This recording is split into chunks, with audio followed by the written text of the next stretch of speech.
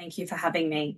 Hello, everyone. It's fantastic to be here with you all to discuss Phil's fantastic book on the inspirational life of Tom Mann and to hear from all of the speakers around the world today about the ways in which Tom's legacy is carried on today. As has been said, my name is Casey Thompson and I am the Workers' Capital Manager at the Australian Council of Trade Unions, or the ACTU. Since its formation in 1927, the ACTU has been the peak trade union body in Australia. There's no other national confederation representing Australian unions. Together with 37 affiliate unions, the ACTU represents 1.8 million Australian trade union members who work across all industries and occupations, from mining and manufacturing to hospitals and schools. Today, I would like to talk to you about what we like to often call the quiet revolution in Australia of workers' capital, otherwise known as superannuation or as pensions to many of you. I think that Australia's system of compulsory superannuation is very fitting with Tom Mann's legacy of revolutionary trade union and social reform, because superannuation is a transformative institution of wealth redistribution to working people born out of the Australian trade union movement. Australia's system is, as Joe has alluded to, qualitatively different to most pension systems around the world. It is compulsory and universal. It is paid for by employers. It is fully vested and it's fully portable.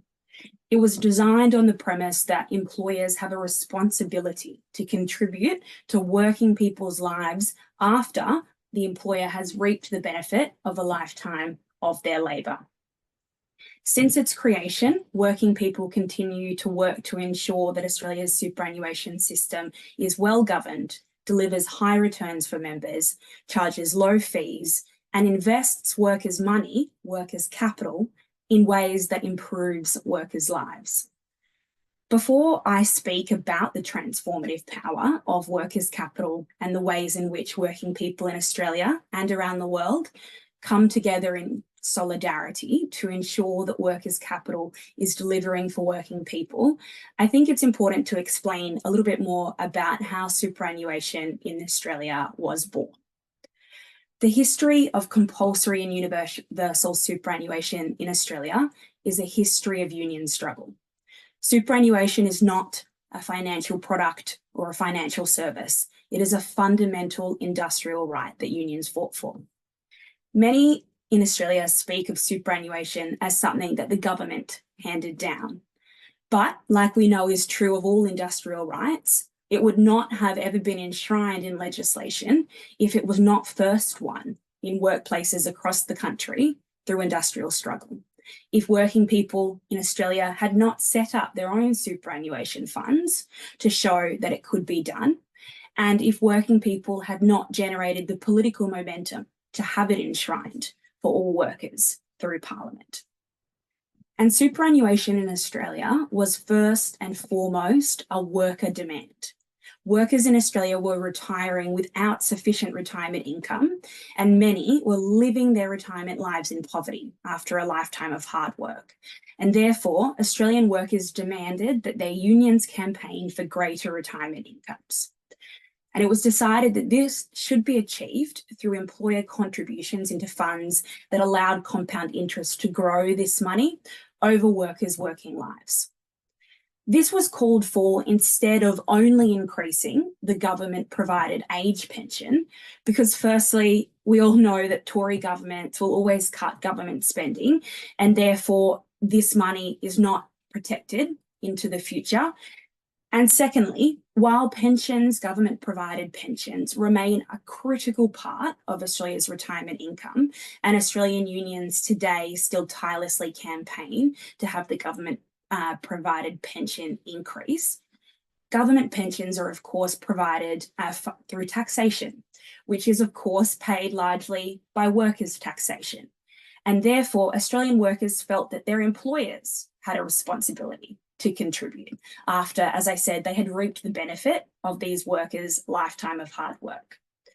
So superannuation in Australia doesn't replace, it supplements the government provided age pension. The government-provided age pension remains a very vital component of Australian workers' retirement incomes. And rolling industrial action was taken in Australia to win our system of superannuation. Something that I don't think we give sufficient credit to is that many of the people and the workers who took this industrial action, who sacrificed their wages to win superannuation by going on strike, were never going to reap the full benefit of superannuation because they were well into their working lives. However, they made these sacrifices for the principle of dignity for working people. And I believe that we have a responsibility to honour and to uphold what these workers built for all workers through their own sacrifices. As Joe has said, we are very proud today that many regard Australia's superannuation system as world-class. Australian workers now have 3.5 trillion Australian dollars in superannuation savings for their retirement, and the majority of this is managed by what we call industry super funds. Funds run through an equal representation model where half of the board is made up of worker representatives through their unions, the other half by employer representatives, and where all of the profits that are generated are returned to workers, not to shareholders. As custodians of workers' money, Australian unions take very seriously our responsibility to preserve and grow workers' retirement savings and to invest workers' capital in ways that will improve workers' working and retirement lives. In Australia, as Joe has also alluded to, workers' capital owns key infrastructure all across our country. If you travel around Australia, many of our ports, both sea and air, many of the buildings that make up our skylines, and much of our key energy infrastructure is owned by working people through the workers' capital that they hold in their superannuation funds. This means that workers have a say over how these assets and projects are managed to ensure they are done so in workers' best interests, and the profits that these assets generate go back to workers to enrich their retirement lives. I think that this is a truly transformative thing. Our superannuation system also means that workers, through their capital, can influence the labour, environmental and governance practices at many large companies and in many key industries for the betterment of our society. Australian workers' capital, through their industry super funds, is invested responsibly to ensure good environmental governance and social outcomes. Workers' capital is not passively, but is actively invested to ensure that it drives improvement and best practice, and it's divested where those two things cannot be achieved. Workers' capital works to build the type of country and society that Australian workers want to live and retire in by providing the necessary capital to ensure that there is sufficient things like affordable housing for working people near their places of employment, and through working with government to fund our transition to a net zero economy to protect workers' working and retirement lives from climate disaster. These nation-building investments contribute to creating a country that workers want to live in and a long-term sustainable investments that deliver high returns that maximise workers' retirement incomes. The ACTU and Australian unions contribute to the responsible investment of workers' capital both in Australia and around the world through the practical realisation of international solidarity with working people around the globe. As Phil has recounted tonight, Mann was instrumental in facilitating international solidarity where British unions contributed to Australian strike funds and Australian unions did the same, both supporting labour rights at opposite ends of the globe. The emergence of workers' capital through our superannuation and pension funds in our increasingly globalised world and economy means that workers' retirement savings are increasingly intertwined with one another. The ACTU and Australian unions are involved in the International Trade Union Confederation's Committee on Workers' Capital. This brings together union trustees from around the world to ensure that workers' capital from around the world encourages best practice labour rights, responsibly manages labour risks, and delivers high returns for working people everywhere.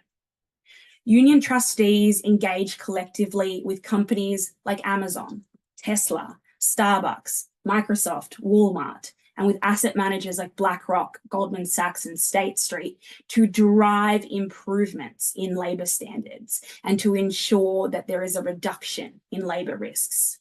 Improved labour standards and the management of labour risks mean, of course, improvements for workers in their working lives, but also improvements to the returns on their workers' capital and therefore improvements to their retirement lives. These initiatives, I think, are a fantastic demonstration of international solidarity, for which I like to think Tom Mann would be very proud. Thank you for having me tonight. Thank you, Casey. And I might be slightly biased, but I could talk about superannuation for the rest of the evening. But I think looking at the